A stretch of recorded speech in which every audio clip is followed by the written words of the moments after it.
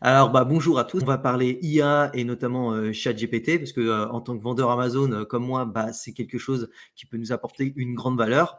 Mais bon, on est novices, on trifouille dessus, on commence à peine à toucher la surface, en fait, de la puissance de ChatGPT et en fait, il y a vraiment, vraiment beaucoup de choses à faire dessus, notamment autour de ce qu'on appelle les prompts et là, j'en profite justement d'avoir, Cyril avec moi qui est l'expert, notamment aussi en publicité, pour nous expliquer vraiment la puissance et l'utilité, en fait, en tant que vendeur Amazon et même, j'ai envie de vous dire, en tant que chef d'entreprise, pour être plus performant et surtout gagner plus de temps. Justement, Cyril, présente-toi pour ceux qui ne te connaissent pas encore sur la chaîne et nous expliquer ce que tu fais voilà, au sein de notre collaboration au sein de D'accord. plusieurs projets. Bonjour Mathieu, puis bonjour à tout le monde. Je m'appelle Cyril Benz. Pour certains d'entre vous, vous me connaissez particulièrement sur ce qu'on appelle l'analyse de données. Donc, je suis un data marketer à la base. Data marketer, c'est quoi? C'est l'art de se foutre des a priori grâce aux données. Donc, en gros, je ne juge, par exemple, de la performance d'un produit ou de la performance de la publicité que grâce à de l'analyse de données, pas juste faut appeler au doigt mouillé, est-ce que ma fiche produit est belle ou pas, il faut qu'elle convertisse et qu'elle rapporte de l'argent. Et donc ça, c'est grâce aux données. Et j'ai deux activités principales, l'une qui est l'analyse de données, donc l'analyse de données sur des grands comptes, Dolce Gabbana, L'Oréal, Dassault, qui me demandent en fait des missions d'analyse de données, mais vraiment beaucoup, beaucoup de données, pas simplement quelques D'accord. lignes de publicité. Ça, c'est le premier sujet. Et puis j'ai une deuxième activité, qui est ce qu'on va appeler l'accompagnement publicitaire et l'infoprenariat autour de la publicité sur Amazon, où je prends mon pied de cette partie-là. Ce qu'il faut avoir en tête, c'est que dans une précédente époque, en fait, comme je viens du monde de la data et des mathématiques, l'art de l'analyse de données et l'art de l'IA, je vais mettre des guillemets sur l'art de l'IA, c'est ce que j'ai pratiqué pendant beaucoup, beaucoup de temps. Et là, D'accord. quand il y a eu l'avènement de ChatGPT, effectivement, j'avais un tout petit peu de train d'avance par rapport à la plupart des gens en fait qui sont rentrés là-dessus puisque j'avais cette connaissance-là en amont. Et c'est pour ça en fait que j'ai réussi à la mettre quasiment en pratique très très rapidement sur de l'optimisation autour d'Amazon. Et c'est ce qu'on va parler en fait avec Mathieu là, tout de suite. D'accord. Alors, je vais vous énumérer en fait les sujets que je pense qui sont vraiment intéressants pour Amazon. Pour moi, bon, déjà, on va aborder qu'est-ce que l'IA, qu'est-ce que ChatGPT vraiment de façon un petit peu plus poussée que ce qu'on peut voir voilà, en grattant la surface sur YouTube. L'utilité, surtout, moi, ce que je vois, c'est dans la recherche produit, dans le sourcing, des notions aussi qu'on pourrait peut-être voir. Tu me diras ce que tu en penses sur le packaging. Sur la création des fiches produits, ça, je suis vraiment friand dessus parce que c'est vraiment intéressant, mais peut-être tu vas nous donner pas mal de tips pour améliorer ça et pour aller plus vite. Et puis après, voilà, tout ce qui peut tourner autour de la création de contenu, le service après-vente aussi, il y a des choses qui peuvent être intéressantes. Je te présenterai moi ce que j'utilise et tu me diras ce que tu en penses et comment je peux l'améliorer avec ChatGPT. Et puis voilà, après, si tu as des notions aussi sur l'analyse de données, parce que c'est quand même ton cœur de métier, donc voilà, si tu as des petits tips dessus, on pourra les aborder. Ok, Donc, on je va te suis. commencer par le premier point. Qu'est-ce qui est vraiment ChatGPT en fait dans sa définition la plus primaire et nous expliquer vraiment l'utilité en fait de ce que nous on utilise d'abord, mais en fait voilà qui représente peut-être que 5 ou 10% D'accord. et comment utiliser tout le potentiel, tu vois. Parce que je pense qu'on Alors, n'est pas conscient en fait de tout le potentiel qu'on pourrait avoir dessus. ouais, en fait, il y a la plupart des gens, en fait. Alors, je vais aller reformuler un peu la chose. Ce qu'on appelle une D'accord. intelligence artificielle, on va déjà qualifier ce que c'est qu'intelligence. Oui. Intelligence, c'est quoi? C'est une capacité, en fait, de la plupart d'entre nous, d'avoir accès à des données plus ou moins rapidement et à plus ou moins de données. C'est ça une intelligence. La nôtre nous donne accès à une mémoire, et cette mémoire, certains sont plus rapides que d'autres, plus agiles, Mhm. etc., parce qu'ils accèdent plus rapidement à des connaissances et des fois ont plus de connaissances. D'accord? C'est ça une intelligence. Donc en gros, une intelligence artificielle, c'est une capacité de base à stocker de la donnée et être capable de récupérer cette donnée pour Mhm. sortir une réponse. Ça, c'est de l'intelligence artificielle. Là, en fait, on rentre dans un modèle qui est un modèle un peu particulier d'IA. C'est-à-dire que le modèle de l'IA de ChatGPT, en gros, il y a deux notions qui sont à l'intérieur, GPT et chat. Le GPT, en fait, c'est ce qu'on appelle une intelligence en fait générative. Générative, ça veut dire qu'elle va produire quelque chose D'accord. en fonction de ce qu'on a, d'une interrogation, d'un point d'entrée. Ce que nous, on va appeler prompt. Quand on va être dans la OK. on va appeler ça prompt. Elle va générer en fait quelque chose. Elle est formée à générer quelque chose. Peu importe ce quelque chose, elle va le générer. Vous avez entendu parler donc de ChatGPT, mais Midjourney. Midjourney, ça va générer une image. Donc, c'est ce qu'on appelle des intelligences génératives. Ça veut dire que globalement, leur mission, c'est de générer quelque chose qui soit le plus cohérent possible avec le prompt. D'accord. Cohérent, ça ne veut pas dire juste, ça veut dire cohérent. D'accord ? Ça, c'est la première chose. Deuxième chose, comme je vous l'ai dit, en fait, ChatGPT, puisqu'on va parler particulièrement de ChatGPT, c'est 2 intelligences artificielles en fait en une. D'accord. GPT, qui est une intelligence générative de langage, ça veut dire qu'elle, à la différence de Midjourney qui génère des images, elle va générer du langage. Peu importe, du français, de l'anglais, du chinois, du suédois, peu importe, elle va générer une réponse en mode langage. Ça, c'est la première chose.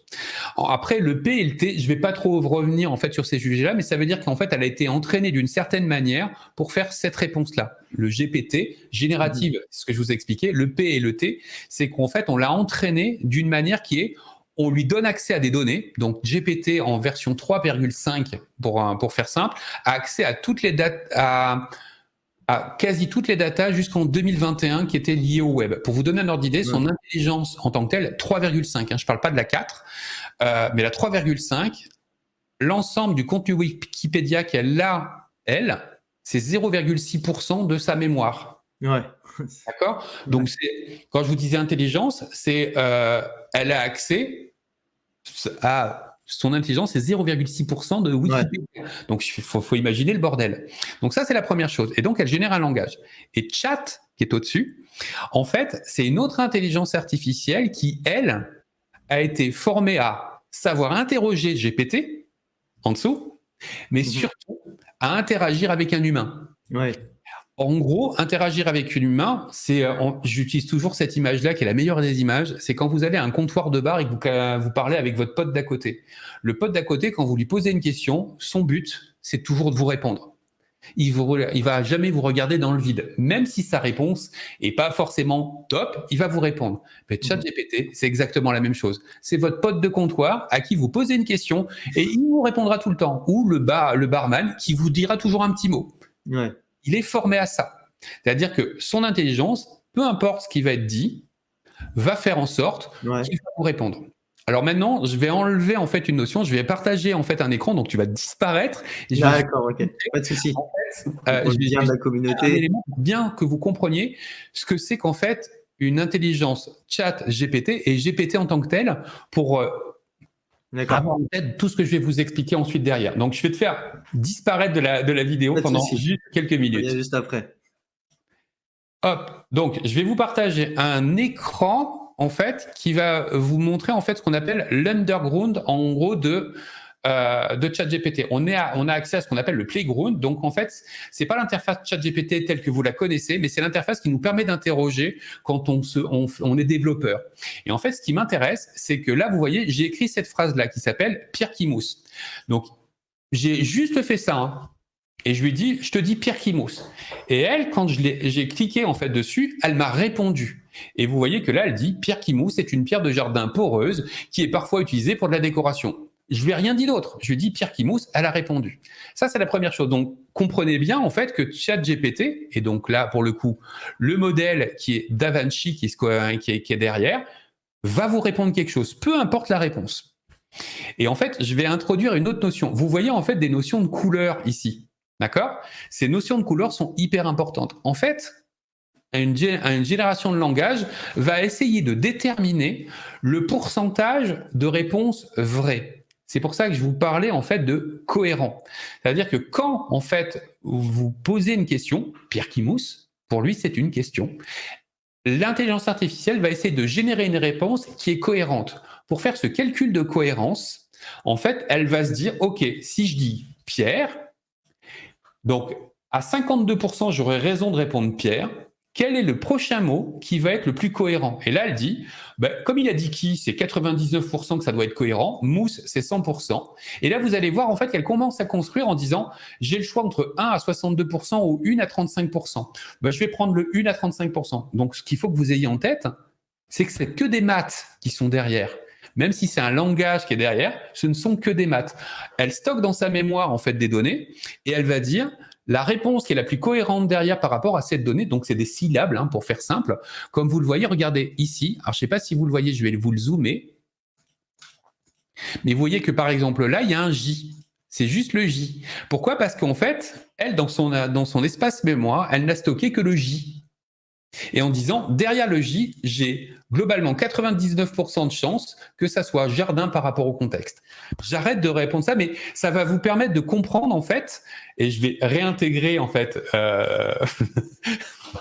Mathieu en fait directement, et je vais me remettre comme ça, et je vais me remettre ici. Mais c'est pour en fait démystifier en fait ce que c'est qu'une intelligence artificielle. Une intelligence artificielle, c'est une intelligence qui stocke beaucoup de données et qui accède très très rapidement à ces données.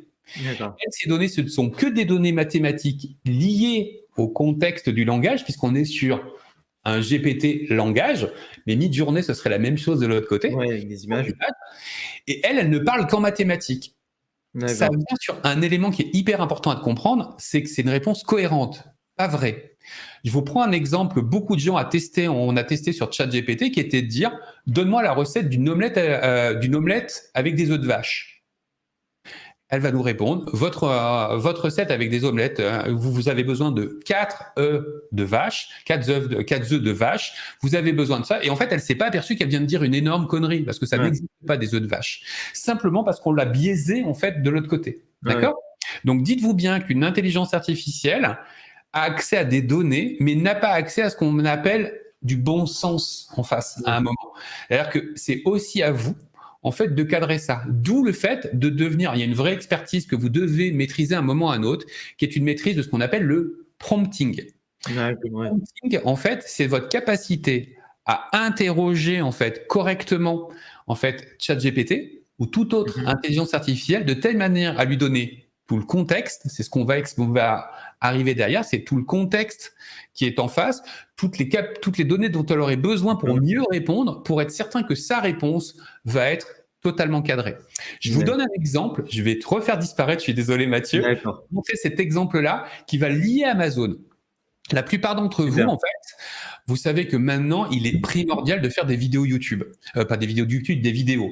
En fait, vidéos pub, vidéos d'argumentaire produit, etc. etc. C'est produit à la place de c'est une photo. Voilà, à la base, vous aviez les photos, mais pour pouvoir réussir à être au-dessus et avoir une meilleure qualification, utilisez la publicité. Et je vous conseille de le faire, de la publicité vidéo, parce que c'est un vrai game changer en termes de visibilité. Il faut être capable de faire des vidéos. Et la plupart d'entre vous, vous ne savez pas forcément scripter ces vidéos-là. Et en gros, il y a un moment, j'avais moi besoin de faire ce qu'on appelle des tests de vidéos. C'est-à-dire qu'en publicité, on a besoin de tester plusieurs supports. Et en gros, j'avais besoin, à un moment, vous allez avoir votre propre intelligence qui va qui va passer en berne parce que vous n'êtes plus capable d'imaginer autre chose. Donc, j'avais imaginé mon premier script vidéo, mon deuxième, mais si j'ai besoin de faire 3 ou 4 tests de vidéo en fonction des argumentaires des clients, etc., il y a des moments où je perds un peu en fait de capacité créative. Et ChatGPT, j'ai créé un prompt. Je vais vous montrer en fait ce prompt-là qui me permet en fait de générer un script en quelques secondes à peine. Alors là, je l'ai préfait pour pas perdre de temps dans la vidéo, mais je vais vous le montrer. Donc je vais faire disparaître juste Mathieu pour quelques secondes à peine pour vous le montrer. Tu redisparais encore quelques secondes. Hop, je repasse en mode formation. Donc, on va basculer sur l'interface de ChatGPT. Donc, une interface de ChatGPT, c'est ça. C'est-à-dire, en gros, vous avez le chat, etc., etc. Et là, en fait, vous voyez que ça, c'est tout le prompt que j'ai fait pour pouvoir faire, en fait, la réponse qui est derrière. Donc, en fait, qu'est-ce que je vais lui faire? Et on reviendra dessus, bien évidemment, mais c'est de dire, voilà, en fait, j'ai besoin d'avoir, en gros, le fait que tu me crées une séquence de vidéos. Et lui, en fait, nous a généré, et je vais vous la montrer derrière, cette séquence de vidéo. Donc, en fait, il dit, voilà, séquence, les 10 premières secondes, c'est introduction et mise en situation. Plan, vue d'une table avec des joueurs se préparant avec une partie de belote. Le narrateur, c'est-à-dire qu'il vous dit la phrase que vous avez à dire. Découvrez le tapis de belote Wogamat, le choix des professionnels et des passionnés. Séquence 2, avantage principal. Zoom sur le... Donc, en fait, il est en train de vous mettre toute la séquence de publicité sur 45 secondes. Pour l'anecdote, cette vidéo-là, intégralement scripté par un chat GPT. Quand vous allez le voir, vous n'entendez pas la musique, mais vous voyez qu'en fait, la glisse des cartes, lavable à la main, et en fait, c'est des mini-séquences de quelques secondes qui passent. Ça, en gros, je peux lui demander plusieurs versions de ça pour créer plusieurs versions publicitaires. Je réintègre Mathieu derrière. Ce que vous avez vu là, en fait, de manière assez rapide, c'est tout ce qu'on va discuter derrière, c'est de se dire, il nous faut un prompt pour interroger ChatGPT et pour qu'il nous fournisse la meilleure réponse. Et comme vous l'avez vu, vous pouvez revenir sur la vidéo pour voir en fait la tête du prompt. L'idée, c'est de pas faire en fait des prompts amateurs. La plupart d'entre nous, on dit tiens, fais-moi donne-moi 10 titres. Et en fait, c'est pas bon. En fait, c'est amusant, mais c'est pas lié à du professionnel. Du professionnel, il a besoin de dire j'ai besoin en fait de 4 titres. Les titres doivent avoir cette séquence, cette séquence, cette séquence. Ou bien vous avez besoin de vous dire tiens, voilà les leaders de mon marché, voilà leurs titres. Génère-moi en fait un titre équivalent aux meilleurs styles américains qui sont en face. C'est des mécaniques comme ça que vous devez faire. Alors, ça se résume pas juste à une petite ligne. Vous avez vu que les prompts sont assez chauds à mettre en place. Voilà ce que c'est qu'en fait une intelligence artificielle, c'est de la donnée accessible rapidement, et sur ChatGPT, ça génère en fait une réponse cohérente en fonction en fait de la question que vous lui posez. Donc ça sert à rien de lui dire s'il te plaît, merci, machin. C'est de la séquence informatique. En gros, il faut balancer du paramètre pour avoir ce que vous avez vu en fait, où le système a fait en sorte de mettre en place la réponse que j'attends. Et maintenant, quand je lance une fiche produit, je lui dis je veux 3 vidéos, il va me déclencher 3 scripts différents de 3 vidéos avec des argumentaires qui sont différents. Super. Il y a une notion que tu as partagée sur l'écran que je ne connaissais pas, c'est le modèle. Tu as parlé de modèle. Ouais. DaVinci voilà, si tu peux juste expliquer. Alors, ce qu'il faut avoir en tête, c'est que quand vous allez intégrer ChatGPT, ça va me permettre d'introduire ça. Vous avez un modèle dit gratuit qui est ChatGPT 3.5. D'accord. Donc, celui-là, il est déjà énormissime. Pour que vous l'ayez en tête, il est énorme. Derrière, vous avez ce qu'on appelle ChatGPT+. Je vais repartager l'écran en fait pour 1 minute pour leur montrer le visualise. C'est intéressant. Les différentes versions et les possibilités. Je te montre ça, hop, en te faisant disparaître et en reprenant ici. Donc, ChatGPT, en fait, vous allez avoir une notion qui est ici. Alors, vous avez ChatGPT 3.5 ou ChatGPT 4. Donc, votre interface, elle va permettre d'interroger, en fait, ici. C'est là où vous pouvez saisir vos prompts, en dessous, là. Et derrière, vous choisissez le modèle sur lequel vous êtes. Alors, moi, je suis en ChatGPT+, pour une simple et bonne raison, c'est que j'ai absolument besoin, en fait, des modèles qui sont derrière. GPT 3.5 est super bien. Il n'y a aucun sujet. GPT 4, vous pouvez y avoir accès en payant en fait une vingtaine de dollars en fait par mois pour accéder à ça, qui vous donne un certain nombre de choses. Donc GPT 4, le modèle, plus l'accès au plugin, plus l'accès en fait à ce qu'on appelle de l'analyse. Et là, c'est absolument génial. Pourquoi ? Parce que les plugins vont vous permettre, par exemple, de dire tiens, prends ce PDF là, il y a toutes des données dedans et fais-moi l'analyse. Et en fait, il va faire de l'analyse. De l'autre côté, le Advanced ici va vous permettre d'avoir un mec comme moi, en fait, à disposition pour faire toutes vos analyses de données avec des données qui vont remonter. Donc ça, en fait, c'est des choses qui sont hyper importantes. Donc en gros, le modèle 3.5 est un modèle global. Alors, j'aime pas en fait donner ça, mais pour vous donner un ordre d'idée, pour faire simple, si on était sur une échelle de 1 à 10, en gros, vous avez ChatGPT qui est à 5 et ChatGPT 4 qui est à 20.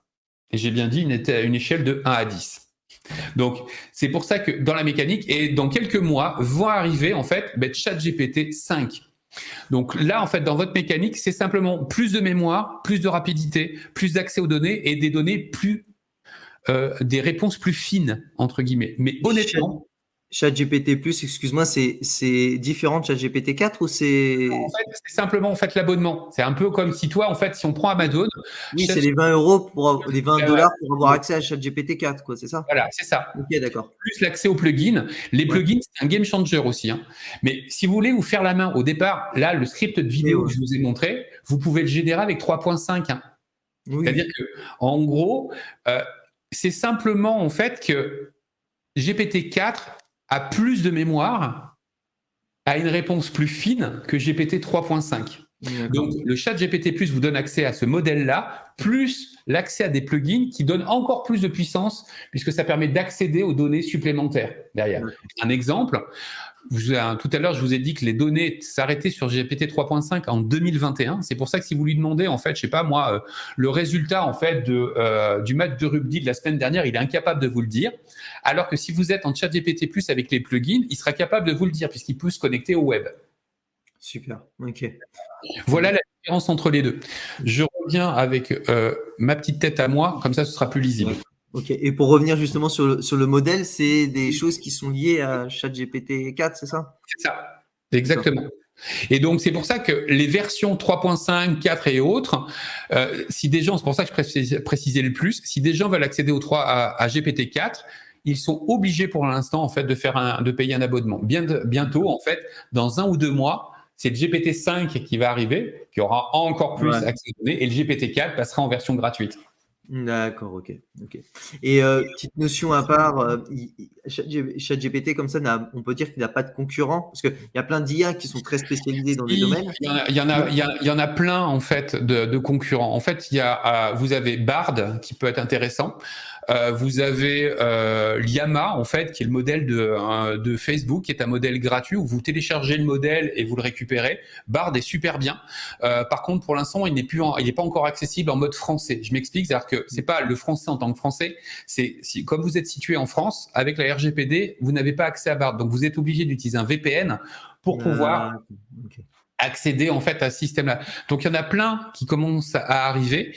Vous avez plein de modèles qui sont en face, mais une fois que vous maîtrisez l'art du prompting sur du chat GPT, vous le maîtrisez sur tous les éléments. Parce qu'en fait, ce qui est bluffant en fait avec ce système-là et ce qui est piégeant aussi, c'est que vous discutez en fait avec un pote. En gros, il y a un modèle dans ChatGPT, vous pourriez très bien lui dire bonjour, je m'appelle Cyril, voilà, en fait, je vais vous prendre un exemple dans la façon dont je peux travailler aussi. Quand je travaille en ce qu'on appelle en mode brainstorm, pas en mode prompt pur, mais en mode brainstorm, imaginons que je fasse une script vidéo. Je fais un script vidéo pour une vidéo YouTube. Je vais lui dire, voilà, tiens, voilà mon script vidéo. Voilà l'audience que je touche. Donc, je lui explique comme si j'étais en train d'expliquer à mon pote de comptoir, en fait, voilà ce que je veux dire dans la vidéo, voilà à qui je m'adresse. Dis-moi, est-ce qu'il y a des trucs qui manquent ? Et lui va dire, tiens, je pense qu'il manque ce point, ce point, ce point. Ok, est-ce que tu pourrais m'améliorer le point 1 ? Oui, alors améliorer le point 1, mais en fait, on peut discuter, mais c'est piégeant parce qu'en fait, je rappelle que c'est cohérent et pas vrai. C'est-à-dire qu'en fait, si vous n'avez pas de la culture en face, si vous n'avez pas, vous, en fait, la capacité à les contrôler si les données sont vraies, vous pouvez vous faire avoir à des moments. Donc, c'est pour ça que dans l'art de l'interrogation d'une IA, et je parle d'une IA, pas forcément de ChatGPT, je trouve que ChatGPT en mode gratuit 3.5 est absolument exceptionnel et faut y aller. Vous pouvez en fait, pour vous donner un ordre d'idée, moi ça fait à peu près 2 ans en fait que je suis dans ces sujets de LLM pardon. Je pensais pas qu'au mois de novembre dernier, ChatGPT allait prendre en fait ce truc-là. Je pensais que ça allait prendre encore un an et demi. Quand je vois en fait la vague que c'est, je me dis en fait que les gens je force mes enfants à l'utiliser, mais je le force. Pourquoi ? Parce que eux, s'ils ne savent pas l'utiliser, ils sont morts à plus ou moins court terme. Pourquoi ? Parce que, en gros, ChatGPT vous permet, mais toute intelligence artificielle, de gagner en productivité. On en parlera peut-être plus tard. Et cette productivité-là, en fait, en tant que salarié de base, nous en professionnel on a besoin, mais un salarié de base peut être inquiet parce que à un moment ou à un autre, vous pouvez vous retrouver à quelqu'un, je prends un exemple de ChatGPT, une autre intelligence artificielle, mais qui utilise ChatGPT derrière, qui s'appelle HappyScribe. Moi, je l'utilise quand je fais des interviews clients. J'interviewe un client pour dire coucou, voilà, qu'est-ce que tu penses de ma formation, blabla. Ça enregistre en format vidéo. Et en fait, j'envoie sur HappyScribe et en fait, je demande à HappyScribe de dire sors-moi en fait tous les points négatifs de la vidéo, sors-moi en fait tous les points positifs, donne-moi les vocabulaires en fait qu'il a utilisés et ça me le fait en 10 secondes. Ça, c'est le premier sujet. 1h30 en fait de vidéo tournée d'interview et je peux discuter le bout de gras avec la personne. Vous voyez, en fait, j'ai plus besoin de prendre des notes, je discute. Parce que je sais que j'ai une IA derrière qui va me refaire le truc. Imaginons en réunion. Vous êtes en fait dans une réunion avec votre patron. Vous avez 4 personnes qui sont derrière. Bien évidemment, il y en a toujours un qui est de corvée de faire le compte-rendu de la réunion. Vous avez tous connu ça, je suppose. Ben là, avec ce système-là à Peace-Scribe, en 15 secondes, j'étais le roi du pétrole. Alors, je ne l'ai jamais fait, puisque à l'époque, quand j'ai travaillé dans une boîte, je devais me palucher mon compte-rendu écrit. Mais là, en 10 secondes, le compte-rendu, il est fait. Ouais, c'est génial. Si vous maîtrisez ce type de choses, ben vous allez gagner des heures et des heures par rapport à un salarié qui ne le maîtrise pas. Et c'est pour ça en plus, le pire. Il n'y a pas d'erreur humaine en plus. Ah ouais, mais et dans le sujet, pour moi, en fait, c'est pour ça que je force mes enfants, que je force tout le monde à dire, ayez au moins la culture générale de ça. Comprenez en fait ce que c'est, parce que vous saurez en fait ce qui se passe. Je sais qu'il y en a plein en fait qui sont pas affûtés à ça, mais c'est primordial de le faire. C'est encore plus pour nous en tant que professionnels, mais c'est primordial pour un simple salarié de comprendre tous les enjeux qui se cassent derrière et comment lui, il peut gagner du temps. Et en plus, honnêtement, quand on le maîtrise bien, mais putain, c'est comme je vous l'ai dit, moi je l'ai utilisé. Vous avez vu les deux manières que je l'ai utilisé. L'une où j'ai besoin d'un script qui est collé ou du contenu, et de l'autre côté en mode brainstorm en disant challenge-moi. Et il a accès à plus de données que moi en fait. Donc en gros, il est capable de dire tiens, moi je pense que ça pourrait être intéressant. Et dans certaines de mes vidéos, je me suis aperçu que j'avais pas pris un angle qui était intéressant de prendre. Bah, vous êtes le nez dans le guidon et c'est votre pote d'à côté qui vous dit tiens, à propos, t'aurais pas oublié ça? Et quand vous savez bien interroger une IA, c'est exactement ce sujet-là.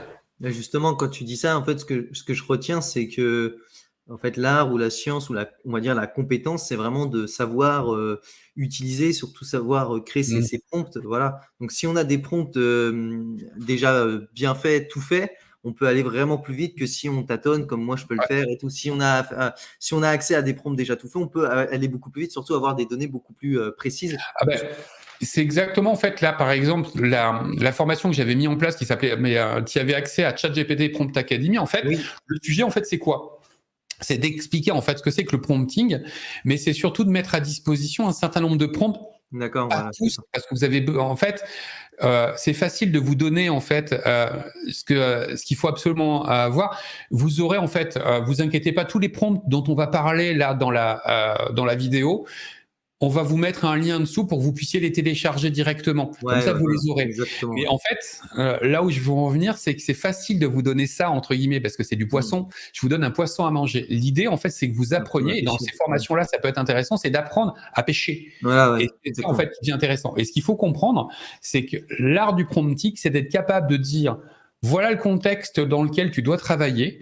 Voilà ce qu'on appelle le renforcement d'une intelligence artificielle. C'est-à-dire que vous le renforcez avec vos données à vous, d'accord? Et ce qui permet, en fait, d'avoir une réponse qui est la plus cadrée, c'est-à-dire le format de réponse. J'attends que tu me répondes de telle et telle manière. Quand on discute en brainstorming en disant tiens, dis-moi en fait quel est le meilleur titre, il va vous répondre comme il veut. Si vous le cadrez, et c'est ça l'art du prompting. C'est le cadre.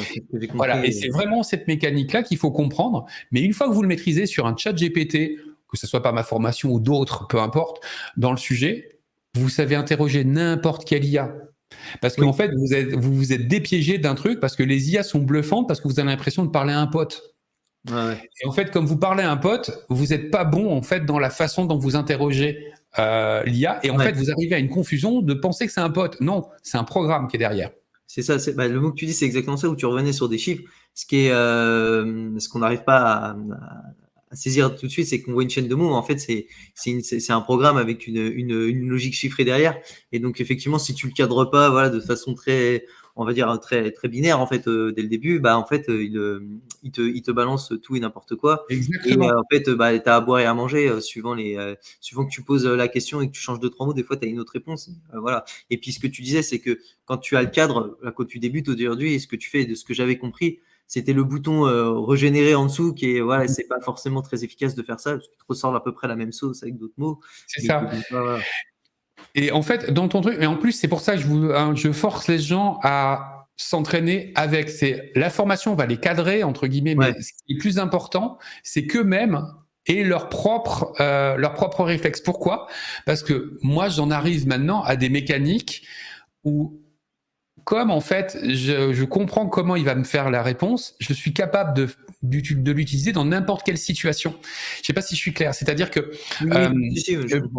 voilà, dans le sujet, on va parler, on a tous eu le même réflexe de, tiens, donne-moi les 10 recettes de bidule, donne-moi machin, etc., etc.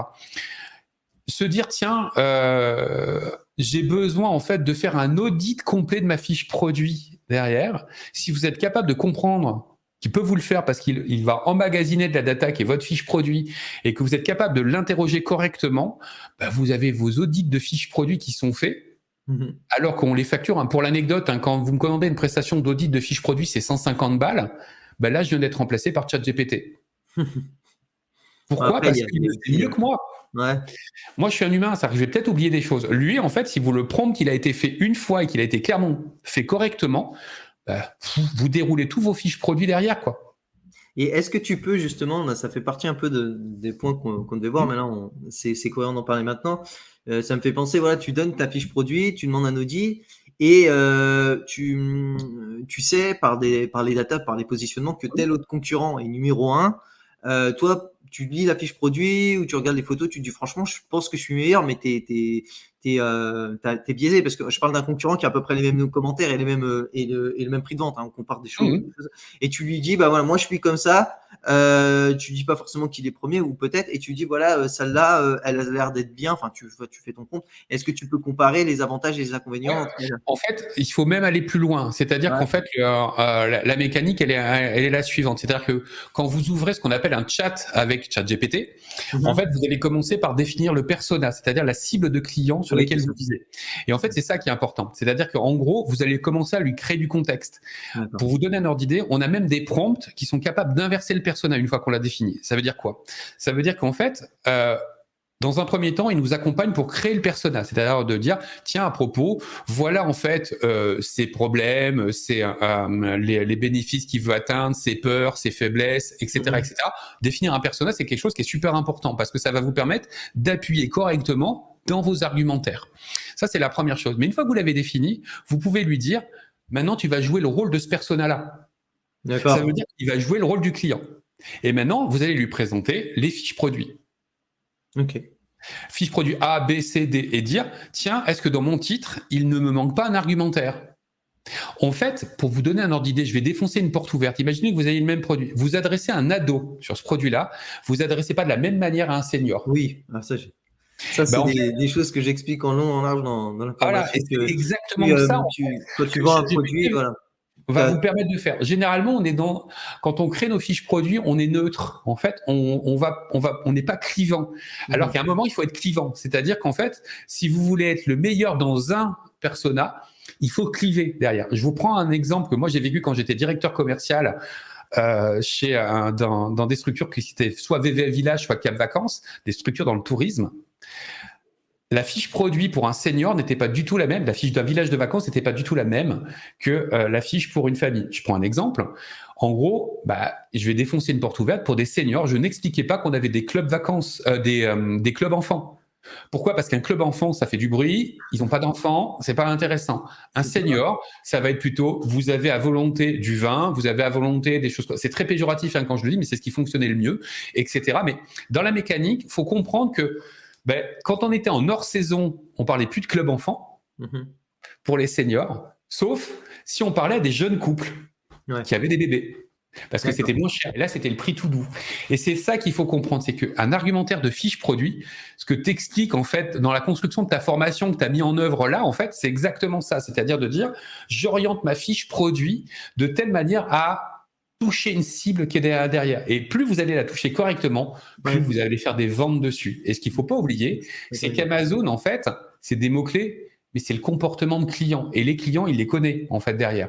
Donc, s'il s'aperçoit que les seniors, ça transforme mieux, c'est la vôtre qui sera devant, en face, etc. Je caricature mon propos. Et donc, ChatGPT va vous aider, en fait, sur ces mécaniques-là, à vous brainstormer. Il y a un truc qui est plus global, c'est-à-dire que si on reprend sur un truc, vous êtes en train d'attaquer une niche. Cette niche-là, en fait, vous allez vous retrouver dans une situation qui est la suivante, c'est de dire, coucou, moi, à mon niveau, on se retrouve avec 50 fiches produits qui sont les meilleures de cette niche-là. Vous les faites aspirer par ChatGPT et vous lui demandez tous les éléments de différenciation, tous les éléments, en fait, pas d'éléments de différenciation, mais les points positifs, les points négatifs, les mots-clés qui sont utilisés. Vous lui faites faire les synthèses et il est capable de faire ces analyses-là en disant ce mot-clé-là est le plus utilisé, ce système-là est le plus utilisé. Voilà en fait les argumentaires qui sont utilisés. Et là, vous pouvez inverser en disant moi, je veux toucher ce persona-là. Quel est l'élément de différenciation qui manque? Ah ouais, ça j'avais pas utilisé comme ça. Moi, ce que j'utilise et ce que je montre, c'est comment avoir les points positifs et négatifs et les éléments de différenciation à partir des commentaires. Ouais, mais en fait, Mais par contre, je l'avais pas pensé, tu vois, utiliser en disant, bah ok, c'est vrai ce que tu dis, parce que tu peux avoir tel point d'amélioration, et c'est justement, je reviens avec le parallèle que ce que tu disais, c'est souvent en fait les gens se trompent entre la différenciation, ils ont une bonne différenciation, mais il fait que, alors ça peut être un bon bundle, hein, je parle, hein, on va pas s'étayer sur le sujet, mais admettons que il ait une bonne différenciation qui fait qu'il augmente le prix de vente, d'accord, mais sauf qu'en fait cette utilité de ce produit, il s'adresse à des ados, par exemple à un produit de sport pour maison. Je montre ça en formation comme exemple. Il s'adresse plutôt à des gens qui n'ont pas les moyens d'aller dans une salle de sport. Et au final, bah, tu as un prix de vente qui est plus élevé. Donc, tu as une décorrélation entre ta différenciation et ton avatar, en fait. Et donc, en fait, c'est pertinent de proposer. Parce que, admettons, on prend mon exemple du produit de sport. Ouais. Admettons, tu as une super différenciation. Et bah, si tu n'as pas eu cette cohérence avec l'avatar, donc si tu proposes justement à ChatGPT en disant ça, peut-être qu'il t'aurait pas trouvé ça. Exactement. Et c'est pour ça, en fait, que dans le sujet, en fait, à des moments, vous n'avez pas toutes les compétences, vous, à votre niveau. Et ChatGPT devient, en fait, le système qui va vous apporter cette compétence-là supplémentaire. Si c'est le copywriting qui vous manque, il sera capable de le faire. Si c'est, en fait, ce qu'on appelle un build product, c'est-à-dire, en fait, un constructeur de produits, il deviendra le constructeur de produits en vous disant, voilà les points importants, en fait, à mettre en avant. Ce qu'on appelle les fonctionnalités, les points de bénéfice, etc. Et ça, en fait, c'est quelque chose qui est primordial. Et à des moments, on est tous comme ça. Si on est tellement né dans le guidon qu'à des moments, on n'a plus de capacité de recul. Et c'est pour ça que ChatGPT, pour moi, en fait, et tout IA, vous donne cette capacité de recul. Et sans avoir à interroger un freelance, sans avoir... En fait, il est tout de suite disponible pour vous. Bah, moi, c'est ça, en fait, intéressant. Tu parles des freelances. Bah, avant, je traduisais mes fiches produits sur le panneau européen. Alors, je le faisais. T'as Amazon qui fait tes traductions, mais elles sont, voilà. Moi, je voulais un truc un petit peu, voilà, très bien fait. Bah, je prenais des freelances, ça me coûtait pas très cher. Mais au final, bah, j'avais pas, et j'étais que la traduction, et j'avais pas le copywriting. Ce qui fait que pour les fiches produits, bah, j'avais pas le copywriting, et puis, bah, je faisais traduire des mots-clés. Alors, je les donnais à peu près, mais ils jouaient pas forcément le jeu. Le traducteur, c'était une traduction, voilà, tel nombre de mots. Alors que ChatGPT, justement, comme tu dis tout à l'heure, tu peux l'interroger en lui faisant un copywriting. Si tu as fait ton travail pour revenir avec ton persona que tu expliquais, tu peux aussi lui proposer à ce moment-là, bah, quel est ce persona, mais quelles sont les spécificités dans tel pays, tu vois. Dans l'Union européenne, on va dire, c'est plutôt, on va dire, grosso modo, à peu près la même culture, quoique avec les Allemands, ils ont quand même une vision différente. Mais si tu t'implantes, je sais pas moi, en Australie, sur des petites marketplaces, il y a peu de volume à faire, mais il y a peu de monde, donc il y a moyen de faire ta niche dessus. Alors moi, j'y suis pas, mais par exemple, si tu es sur l'Australie ou maintenant les Émirats Arabes Unis, tu vois, bah, si tu l'interroges, voilà, il y a des traits culturels où c'est la culture générale que tu vas pas t'implanter sur tel ou tel produit dans ces pays. Mais voilà, tu peux avoir des spécificités qui fait que tu connaissais pas. Et c'est vrai que ça peut être super intéressant pour faire tes fiches produits traduites dans d'autres pays, quoi. Pour vous donner un ordre d'idée en plus, pour rebondir ce que tu dis sur les traductions et pour appuyer sur le fait que ça va très, très, très vite et que tous ceux qui n'ont pas pris le train risquent de se prendre mais le train en pleine tronche. Hier est sortie en fait une nouvelle IA qui est capable. Alors voilà, je suis en train de parler là, en français.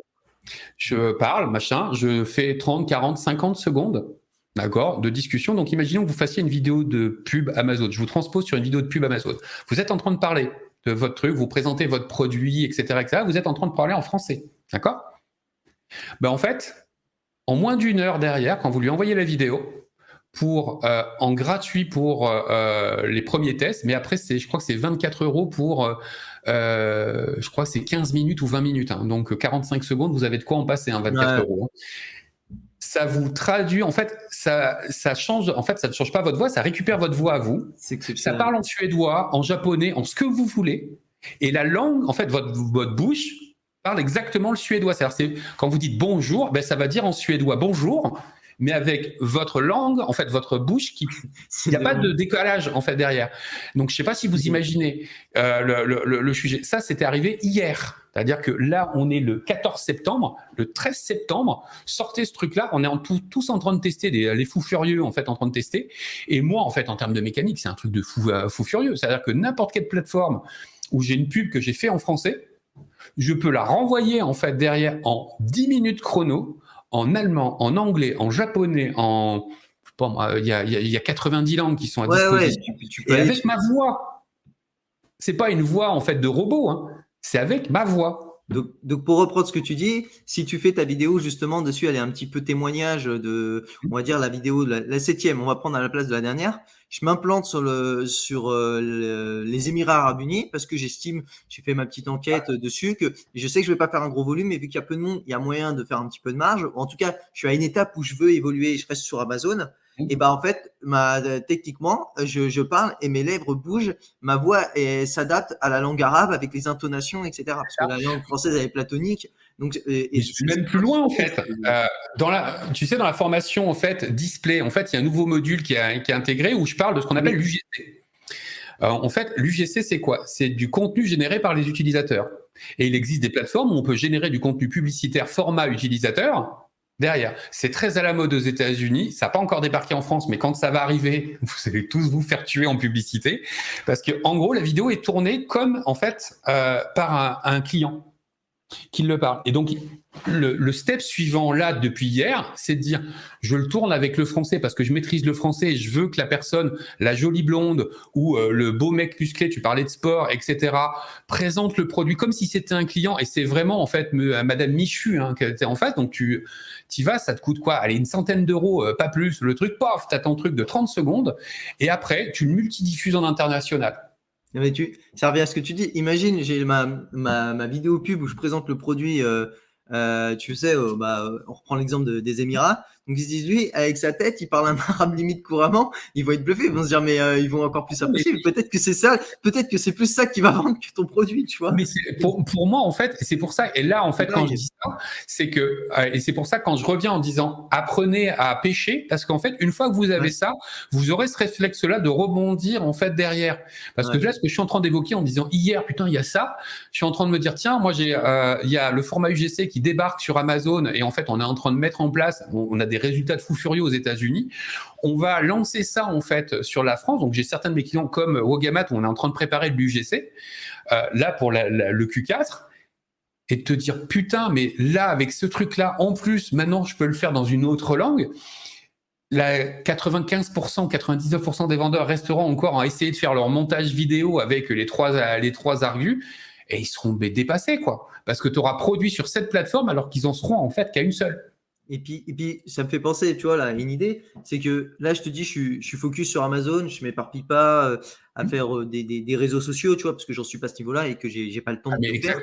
Mais par contre, tu vois, je me dis, bah là, franchement, avec ce que tu dis, parce que moi, je suis sur le pan-européen, je me dis, bah, pourquoi pas, parce que c'est d'après ce que j'ai vu, c'est plutôt simple et ça prend pas trop de temps de faire des TikTok, voilà, faut savoir un petit peu filmer, mais c'est pas non plus, du gros montage. Tu dis, bah voilà, je présente mes produits, je fais parce que c'est assez viral, ça peut prendre et comme ça, je peux commencer à monter dessus avec l'application là l'IA que tu parles où je parle en espagnol, en italien et en allemand.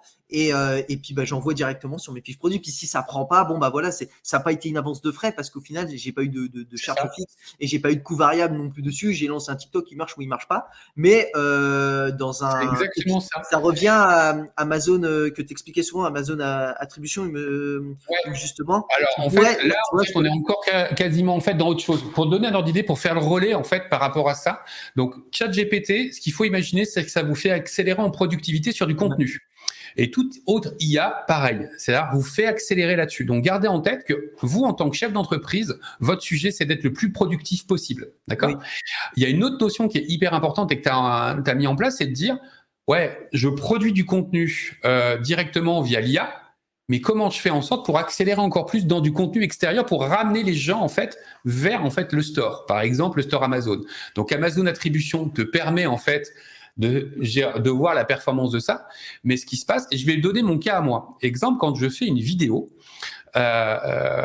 donc j'ai un script vidéo. Quand je fais une vidéo YouTube, j'ai un script vidéo que je le pars parce que j'ai structuré mon truc. Ouais. Je vais l'envoyer à l'IA en lui disant, voilà, s'il te plaît, tu vas me créer un article de blog autour de ce script, de ce contenu-là. Tu me crées en fait un post Facebook, tu me crées en fait un post Instagram, tu me crées en fait une vidéo extrait en fait de la partie TikTok, tu me crées en fait ça, ou tu me fais la séparation en fait sur la vidéo de 15 minutes des 5 séquences qui peuvent être intéressantes de TikTok de format d'1 minute. Il va les identifier et te dire c'est ça, etc. Et en fait ça, pour vous donner un idée, tiens, je te fais disparaître 1 minute, je vais juste vous montrer en fait pour que vous l'ayez en tête. Hop, je reviens, je refais. Alors, je ne vous montrerai pas le script que j'utilise derrière, mais simplement cet outil-là. Cet outil-là, en fait, c'est un outil qui s'appelle Make, d'accord? Donc pareil, il y a des formations en fait sur le sujet où je montre ce truc-là, mais l'idée qui est intéressante derrière, c'est que quand vous générez un contenu, là, en fait, vous voyez ici, à cet endroit-là, en fait, je crée ce qu'on appelle le prompt. Hein. Donc, vous voyez, là, c'est le prompt, il a été généré avec toute la personnalisation qui va bien derrière. Donc, vous voyez, en fait, tous les éléments qui sont là. Ici, en fait, j'interroge l'API, en fait, de ChatGPT. Et derrière, là, pour le coup, sur celui-là, ça m'envoie une image. Je vais vous montrer le truc. Ici, imaginez que comment je fais, j'ai un autre script qui est beaucoup plus puissant, en fait, qui me permet de dire, voilà mon script. Tu mets en fait sur Notion en fait l'ensemble de l'article de blog. Tu me crées en fait l'article de blog sur le site qui est Webflow ou WordPress. Tu le publies. De l'autre côté, tu m'envoies en fait l'email qui est en face avec le contenu que tu as généré d'email. Comme vous avez fait le prompt pour l'email, vous maîtrisez votre contenu, etc., etc. Ça, en fait, c'est le niveau au-dessus. C'est-à-dire que vous maîtrisez maintenant vos contenus.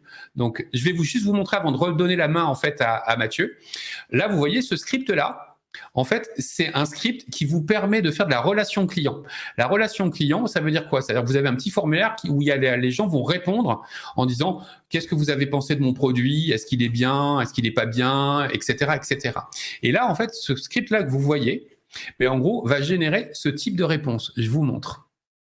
Hop. À cet endroit-là. Donc, je vais la gonfler, en fait, ici. Vous savez, quand on a des enquêtes de satisfaction, généralement, ce qui se passe, c'est que les enquêtes de satisfaction, on a l'impression que les gens, en fait, on remplit pour rien le message. Là, par exemple, c'est un client, en fait, qui était lié à Ogamat, entre guillemets. Alors, quand je dis ça, c'est un test, hein, c'est pas un vrai client. Mais là, c'est un test. Et en fait, elle s'appelle Muriel. Elle a répondu en disant, voilà, moi, je pense qu'il y a ça qui est comme un problème. Ça, je pense que c'est pas bien, etc., etc. Et en gros, cette réponse-là n'a pas été générée par nous, mais elle a été générée par ChatGPT. Nous tenons d'abord à vous remercier d'avoir pris le temps de remplir notre enquête. Votre retour est précieux, blablabla. Nous avons bien pris en compte que votre note de satisfaction concernant notre produit ainsi que votre Net Promoter Score est de 4. Votre avis compte énormément pour nous et nous prenons votre commentaire au sérieux. Nous sommes conscients des évolutions nécessaires pour notre produit. Nous avons noté votre suggestion sur le tapis plus solide. Ce qu'il faut avoir en tête, c'est qu'elle a tapé « J'aimerais bien avoir un tapis qui est beaucoup plus solide ». Et en fait, ce qu'il faut voir, c'est que cette réponse a été générée en moins de 10 secondes. Ça veut dire quoi? Ça veut dire que la personne qui reçoit l'email, son email de réponse là, a eu le sentiment en fait que quelqu'un de l'équipe commerciale ou de l'équipe Quali a pris en compte sa demande. Et ça, en fait, c'est un game changer qui est monstrueux. Je vais même plus loin. C'est-à-dire que là, le système, dans le prompt qu'on a créé, a considéré que là, il ne fallait surtout pas l'envoyer demander un avis. Pourquoi? Parce que son Net Promoter Score est de 4, c'est une note de 1 à 10. Là, on risque d'avoir un mauvais avis. Donc, en fait, son sujet, c'est qu'il dit « Afin de pouvoir échanger plus en détail avec vous et de comprendre vos besoins spécifiques, nous vous encourageons à nous contacter au plus tôt. Notre équipe de service clientèle est disponible pour discuter de vos préoccupations. » Vous le savez tous, en gros, nous, à notre niveau, notre enjeu, je vais remettre Mathieu, notre enjeu, en fait, c'est tout de suite en fait, d'interdire, pas d'interdire, mais de bloquer la personne qui risque de nous donner un mauvais avis pour le gérer nous-mêmes directement. Mais là, en fait, grâce au prompt avec un chat GPT et l'automatisation qui est derrière que je vous ai montré avec Mec, qui permet en fait de faire ça, en fait, la personne remplit l'avis, derrière la réponse est faite. Imaginez ça, ça m'aurait pris 10 minutes à faire, la réponse. Là, je m'en occupe plus. Le contenu, c'est la même chose. Quand Mathieu explique la génération de contenu, vous pouvez très bien, vous, avoir quelque chose où vous n'êtes peut-être pas bon sur de l'Instagram, peut-être pas bon sur du Facebook, etc. et demander à ChatGPT de vous faire tous les posts, LinkedIn si vous faites du B2B, en gros, de générer vos posts avec votre propre style, celui que vous voulez, avec le nombre de mots que vous avez besoin, avec les promos que vous avez besoin, etc., etc. Et ça, de manière quasi automatique en face. Super, c'est génial. Je reviens sur une notion parce que on avait parlé au tout début, c'est sur le sourcing. Est-ce qu'il y a moyen de faire des choses, je sais pas, avec Alibaba ou des. Ben en fait, sur le sourcing, il y a trois, quatre grands éléments en fait qui sont qui peuvent être intéressants. C'est qu'en gros, quand vous faites du sourcing, vous devez comparer beaucoup de données. Exactement. En gros, je vous ai montré, vous avez vu avec ChatGPT+, et il y a un truc qui s'appelle data analyse derrière.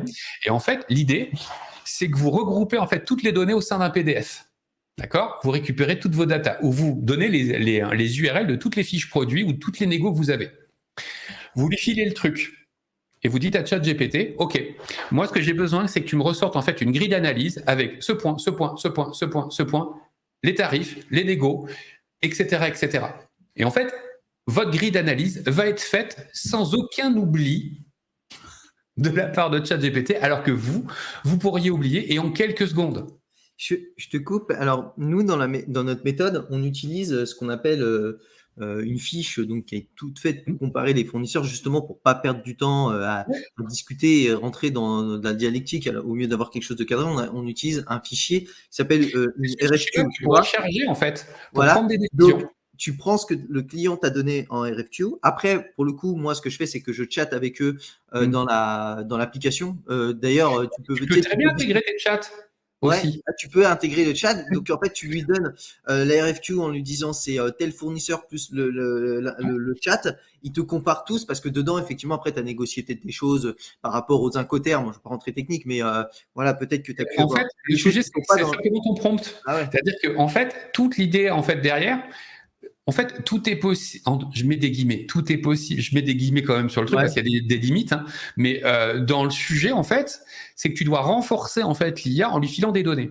Donc là, en fait, le ChatGPT 3.5 pourra te faire du one shot, mais pourra pas t'intégrer beaucoup de données. C'est-à-dire que tu as le droit à, je crois que c'est 2000 caractères ou 2500 caractères. Alors qu'en fait, tu es à 32 000 caractères sur un ChatGPT 4 en entrée. Ce qui veut dire qu'en fait, quand tu charges un PDF avec tout derrière ou tout, ton PDF, en fait, ton truc, il sait relire le PDF, lui. Ouais.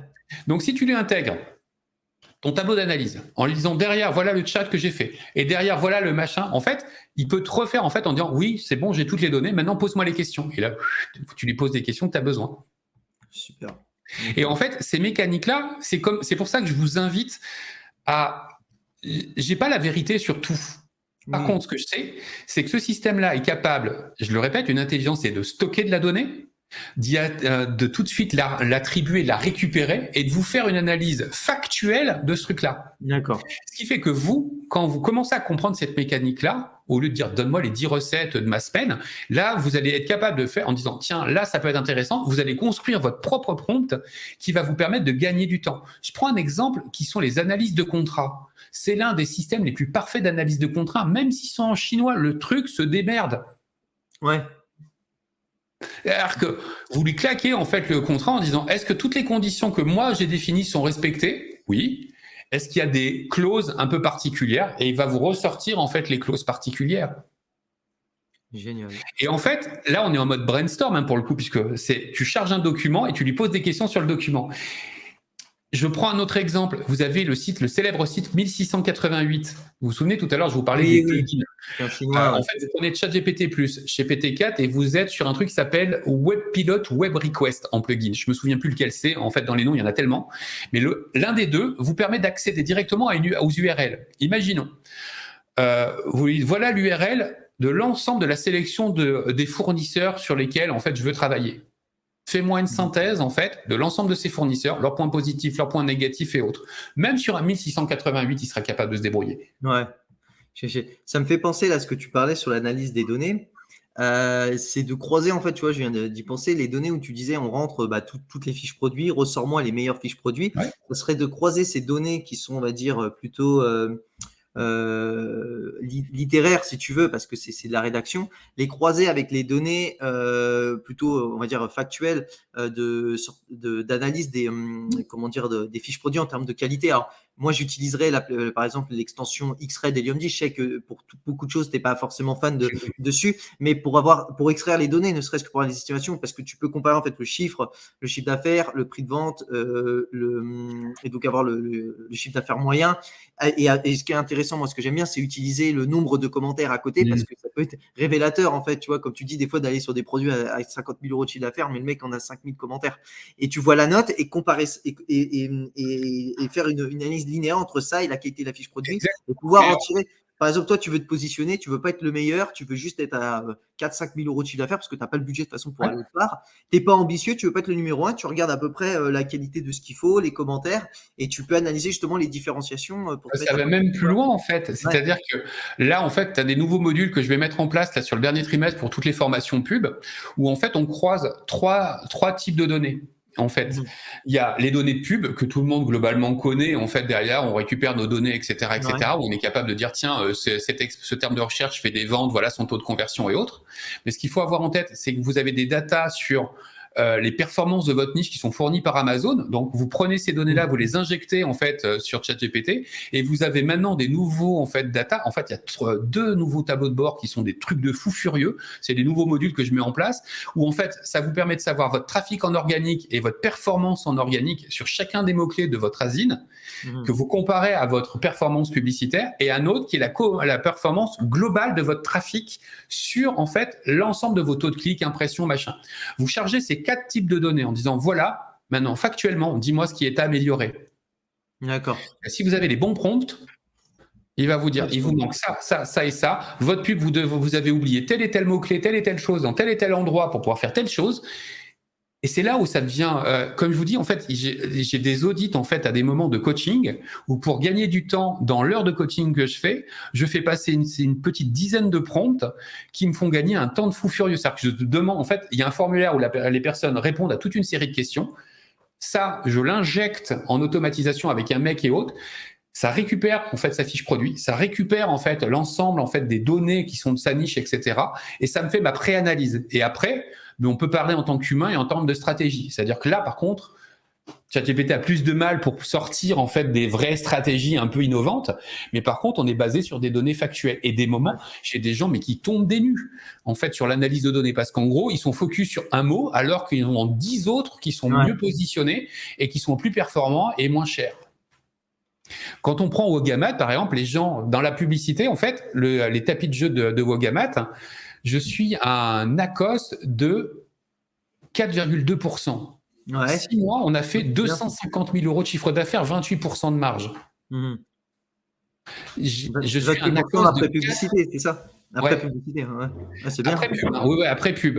En plus, c'est des produits qui sont pas très très chers que tu vends. Ils sont entre 25 et 50 euros. Ah ouais, il y en a à 50, parce qu'à 25, 30 euros.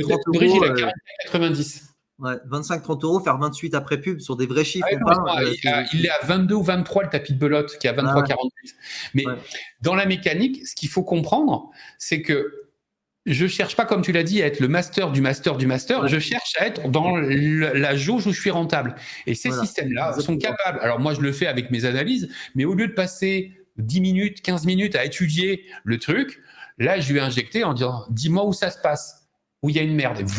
Et puis surtout, ça revient à d'autres pans, que ce soit l'investissement, crypto ou autre, c'est que quand tu fais ça, tu n'as pas d'émotion en fait. Parce que quand tu analyses tout seul ton petit truc dans ton coin, là tu lui donnes le prompt, il te sort, ça fait mal, ça met une claque, mais au moins tu n'as pas le temps de réfléchir. Et ça n'a pas d'émotion dans l'analyse. J'aime bien ça. Donc voilà, on a fait à peu près le tour, je pense, en fait, du truc. Vraiment. Alors, je vous invite à un truc derrière. Je vous ai parlé de beaucoup d'idées de prompts, de machins comme ça. Ce que je vous propose, c'est au lieu de revenir sur la vidéo pour voir en fait le format de la vidéo, le script les prompts, etc. Toutes les idées de prompts qu'on vous a évoquées, on va vous mettre un lien en fait dessous. Alors, vous inquiétez pas. Il n'y aura pas de survente ou de machin, truc. Il y a en fait, vous mettez votre prénom, votre adresse email et je vous envoie en fait derrière un PDF où je vous donnerai en fait, vous pourrez copier-coller en fait les différents prompts. Alors, je vous apprendrai pas, bien évidemment, à faire tous les prompts, mais au moins vous avez toutes les idées. C'est énorme déjà. Comme ça, vous pouvez vous faire votre test. Et ce que je vous invite, c'est vraiment à faire des tests vous-même derrière, quitte à poser des questions dans le groupe Facebook de Silo Sourcing ou sous la vidéo. On y répondra tous avec plaisir. En plus, je sais que Mathieu, en fait, dans sa formation, en fait, évoque l'intelligence artificielle à des moments pour pouvoir le faire. Pour d'autres Mais sujets, vraiment, ne prenez pas ça, en fait, comme quelque chose qui est une sorte de cerise sur le gâteau. C'est vraiment ce qui va faire le game changer dans les prochaines années. Et donc, quand je dis les prochaines années, c'est là. Je vous ai évoqué le fait de la vidéo qui vraiment, je m'y attendais pas. Moi, je pensais que ça allait mettre encore un an à faire un truc comme ça. Tu parles pendant 2 minutes et après, il te traduit avec.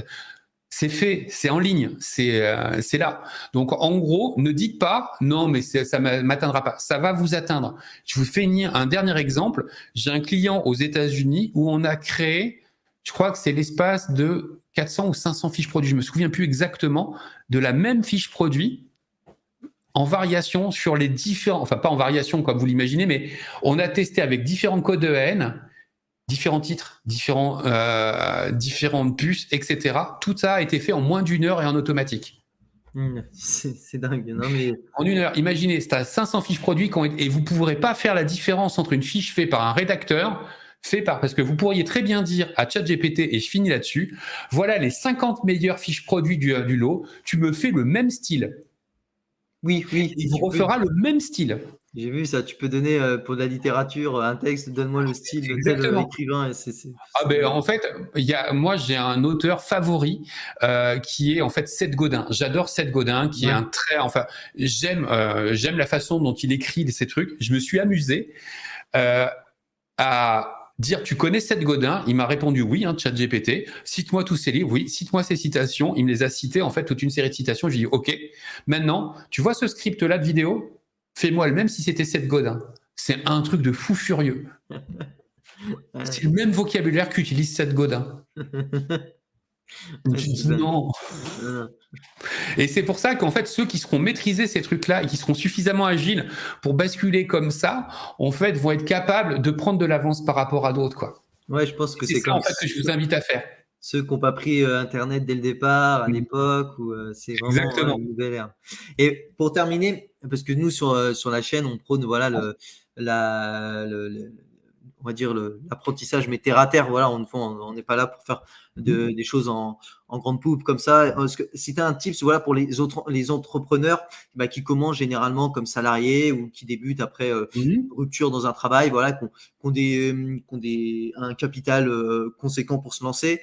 Voilà, je te dis pas que tu peux te lancer avec 1000 balles, mais voilà, qui ont un budget moyen et qui sont comme je te dis, un boulot à côté, qui ont une famille, voilà, qui n'ont pas non plus 50 ans, qui sont des jeunes entrepreneurs. Voilà, c'était un petit tips de productivité, parce que je sais que je suis friand de ça, parce que c'est le temps en fait souvent qui nous manque. Donc comment aller plus vite et si on peut faire mieux en même temps en tant qu'entrepreneur, généralement, quoi. Parce que tu as parlé de make et tout, etc. tout à l'heure. Voilà. Dans le sujet, en fait, il y a un truc qui est tout bête. C'est que vous devez avoir, alors, je vais en donner 2. Premier tips, vous devez considérer qu'il y a une règle, c'est que votre valeur, en fait, votre temps, vaut plus qu'un certain nombre de tâches que vous allez faire. C'est très difficile de le croire, mais c'est important de l'avoir en tête. Donc, en fait, le premier tips, c'est de considérer que pour l'instant, vous ne savez pas automatiser et que vous faites un point tous les mois de toutes les tâches qui sont à basse valeur. Je vous prends un exemple tout bête. Vous avez vu le message de relation client. De construire un message et de l'écrire, ça me prend du temps. De dire, c'est ce que je fais, les messages, en fait, le remerciement quand ils ont rempli un avis dans une formation, maintenant, en fait, je n'emploie plus. Mais qu'est-ce qui s'est passé dans ma mécanique? C'est qu'au tout départ, je le faisais manuellement. Je me suis noté sur un bout de papier de dire, est-ce que j'aurais pas les moyens d'automatiser cette tâche? Et chaque mois, je m'accorde 2 heures de temps. J'ai une liste de tâches et je regarde celles que je peux automatiser. Vous allez voir, ce type, il paraît très con, comme ça. Mais sauf que si vous vous accordez 2 heures de temps tous les débuts de mois en disant, j'ai une liste de 10 tâches où je me suis dit, tiens, je pourrais l'automatiser, vous allez voir, en fait, que vous en automatisez qu'une seule. À la fin de l'année, vous serez plus productif que 99%. Je vais vous prendre un exemple à mon niveau. C'est pas pour me la péter, c'est juste pour que vous compreniez bien le sujet. Nanakia, c'est un organisme de formation. Je suis un microbe comparé à tout le monde en termes d'organisme de formation. Je suis tout petit. Mon chiffre d'affaires cette année, alors l'année dernière était de 200 000 euros à peu près. Cette année, il est aussi de 200 000 euros. Alors vous allez me dire, t'es gentil, t'as pas évolué. Sauf que moi, j'ai une maladie assez importante là, qui ne m'a permis de travailler que 5 mois. Si j'avais pas eu tout depuis 2 ans, en fait, le dire chaque mois, tiens, je pourrais automatiser ça, tiens, je pourrais automatiser ça, tiens, je pourrais automatiser ça, bah, j'aurais perdu énormément parce que là, en fait, j'ai toute une série de choses qui sont automatisées. Et il y a un autre sujet, je vous invite à aller sur... Alors, je fais des formations sur l'automatisation de mecs et autres, mais avant de vous précipiter là-dessus ou des trucs comme ça, allez regarder en fait des vidéos tutos sur YouTube de Zapier et de Make. Make, M-A-K-E. Ces deux-là, ça va vous permettre de comprendre en fait ce que sont en fait la mécanique de type no-code et automation. Si vous maîtrisez ça, vous maîtrisez tout. Est-ce que tu conseilles si on utilise un, on n'utilise pas les deux, on se complique, vaut mieux en choisir qu'un? Moi, en fait, j'ai tendance à dire vaut mieux utiliser Make que Zapier. Ouais. Je sais qu'il y a moins de choses sur Zapier, sur Make parce qu'ils sont tout nouveaux. Mais bah, en fait, ils ont deux puissants, mais en fait, c'est Zapier qui est le numéro 1 en fait dessus parce qu'il automatise beaucoup de choses. D'accord.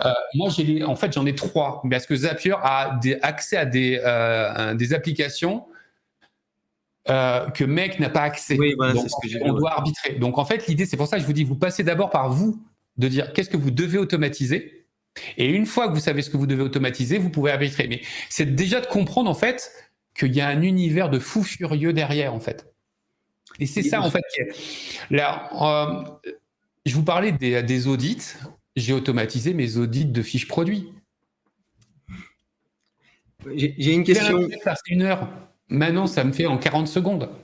Tu me parlais là, j'ai une tâche là, justement là, que j'aimerais automatiser. Tu me dis celle du mois, ça serait comment automatiser quand tu fais tes courses. Parce que je te parle pas des courses, des trucs frais ou des choses tu reçois quelqu'un, donc tu as des trucs spécifiques, mais on se rend compte que la plupart du temps on achète la même chose. Donc est-ce qu'on peut automatiser pour faire un drive et tout, tu vois? Est-ce que c'est possible? En fait, oui, tu pourrais le faire. Ça, il n'y a aucun sujet. En fait, dans le truc, tu peux même automatiser ta facturation et globalement de l'envoyer sur du Amazon.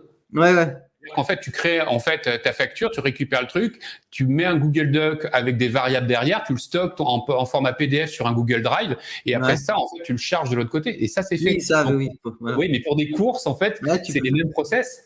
Tu as une liste de courses, tu l'envoies, ça pourrait directement le mettre dans un drive chez Leclerc, par exemple. Aller dedans, le faire. Globalement, je pense que le drive, s'il te laisse accès à l'API, je saurais pas te dire, parce que j'ai pas. Mais si tu as accès, en fait, ce qu'il faut comprendre, c'est qu'il y a des API. Et en fait, c'est ces API-là, en fait, qui te permettent de piloter tout ce que tu veux. Ouais, d'accord, ok. Donc, en gros, tu peux le faire. Après, tu as même des outils qui pourraient te faire en fait les mêmes courses toutes les semaines, en fait tous les mois. C'est-à-dire que ça, c'est un système de simulateur de clics. C'est la même chose. C'est pas du mec. Voilà, c'est ça. Ouais. Moi, je connais pas. Moi, je suis aux prémices de non, mais t'as plein. Non, mais t'as un univers. Alors ça, c'est ce qu'on appelle l'univers du no-code, mais de l'automatisation de tâches, c'est-à-dire de dire, tiens, tu prends des données là, tu les injectes là, puis tu les envoies là, puis tu crées ce document là et tu l'envoies là. Avec un mec, c'est ce que je vous ai montré avec la relation client, c'est fait quoi. Donc, on peut même pousser le vice. Là, vous voyez par exemple l'email que j'ai un test de Muriel. Je peux même demander à ChatGPT de me requalifier en fait mon client en disant, en fonction de ce qu'elle a écrit, c'est quoi comme type de client, c'est quoi son segment de client et autres, et lui va vous dire pla, et vous le stockez en base de données. C'est génial. Ouais, mais tu me fais penser à des automatisations. Donc, par exemple, là, je te reprends l'histoire des courses. Tu arrives, tu dis, voilà, je reçois telle personne, je sais pas quoi, parce que moi, je suis pas une star en cuisine. Donne-moi une idée de recette, un peu style, mais facile à faire en temps de temps. Tu peux même mettre tel budget. Il te la sort, tu fais, OK, sors-moi les ingrédients. Tu as déjà des plugins qui existent pour ça. Et tu charges ça et ça te fait faire tes courses directement en livraison. Oui, non, mais oui. Alors, je sais plus dans quel type de magasin, mais ça existe déjà. Tu regarderas dans les plugins. Ouais, ok, c'est super. Ouais, mais tu utilises ChatGPT pour le coup, dès le départ, te donner des idées de recettes, tu vois. Exactement, tu peux même avoir un programme de régime, etc., etc. En fait, il te le fera. Ouais, voilà. Ouais, mais ça sort un peu d'Amazon, mais au final, quand je dis la vie d'entrepreneur, c'est tout global, parce que je préfère gagner 2 heures qu'aller faire les courses au supermarché. Et je préfère encore faire ma compta. Déjà que tu parles qu'on peut automatiser avec Zapier, etc. Je préfère encore faire ma compta que me taper samedi après-midi au Leclerc ou au Auchan. C'est pour ça que quand je dis automatisé, je parle de tout. Hein. Mais c'est pour ça que je te disais, en fait, en tant qu'au tout départ, avant de se balancer sur la techno, votre sujet, c'est de prendre votre téléphone et de noter toutes les tâches au fur et à mesure, mais vous ne mettez pas un martel en tête, vous vivez votre vie et puis à un moment, vous dites, tiens, cette tâche-là, je veux l'automatiser. Tiens, cette tâche-là, je veux l'automatiser. Vous avez votre liste, vous réfléchissez pas et vous vous accordez simplement 2 heures par mois. Là, par contre, vous regardez ce que vous pouvez automatiser. Et si vous faites une automatisation ou deux, et vous allez voir que chaque mois, vous en mettez une, deux, à la fin, vous avez une armée en fait d'automatisation qui vous délègue tout votre temps. Excellent. Bah, franchement, grosse vidéo à valeur ajoutée. On a appris plein de choses. C'était super passionnant. Bah voilà, je pense que là, on a tout dit. Hein. Je pense on a fait le tour, ouais, je pense. Mais n'hésitez pas à poser des questions surtout. Voilà, et puis, je vous souhaite une bonne étude de l'intelligence artificielle. Je vous invite vraiment à gratter là-dessus. Et bah, posez vos questions et puis suggérez-nous si vous voulez une deuxième vidéo sur le sujet pour rentrer peut-être sur quelque chose de plus spécifique. Là, on a été général, un cas un peu plus concret ou un des thèmes qui vous a le plus plu et que justement vous voulez qu'on fasse un zoom dessus. Bah, n'hésitez pas à le dire, ça nous donnera une idée et puis on utilisera ChatGPT pour nous aider à étayer dessus.